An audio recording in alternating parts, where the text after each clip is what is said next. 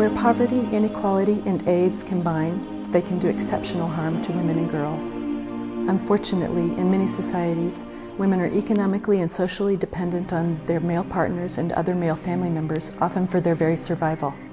Despite these hardships, women all over the world exhibit extraordinary strength, courage, and creativity in their individual and collective responses to the epidemic.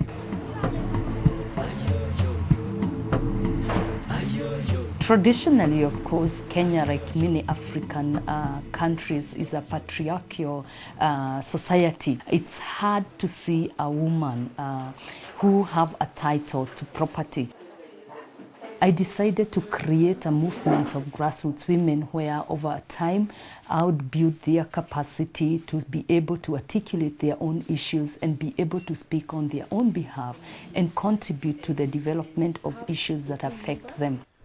One of these issues is property grabbing or dispossession of their homes when their husbands die.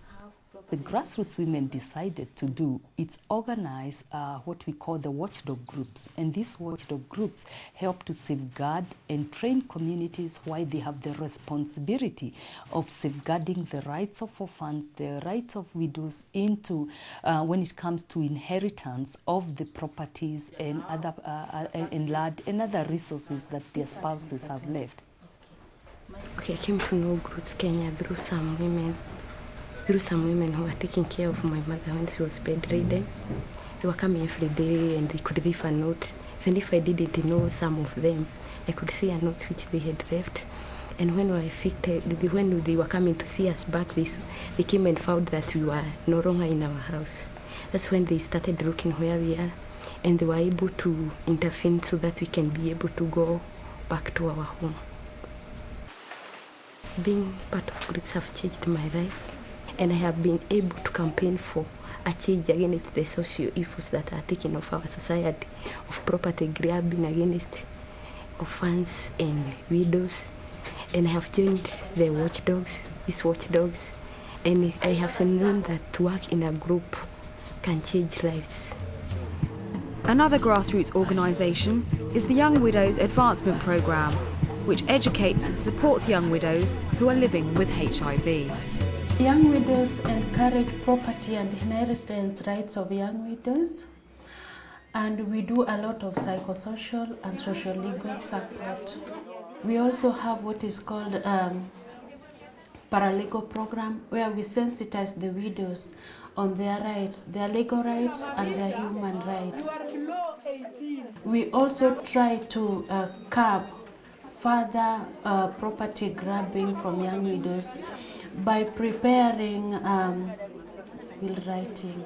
But this project targets people who are living with HIV, men and women, so that the men who have HIV can write wills and prepare their families. Because having a will, the property will not be taken by anybody. We also have a rescue center. We provide temporary accommodation and food for such widows until they are able to go out and live normally in the community. Katika hii biashara nilijoin juu mzee wangu alifariki.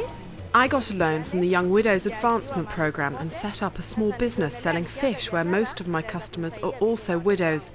I listen to them talk and encourage them to join Young Widows and get help. Through this group we are all able to help one another. At the International Conference on Women and Leadership and AIDS held in July 2007 in Nairobi, women with HIV said very clearly to the world, nothing about us without us.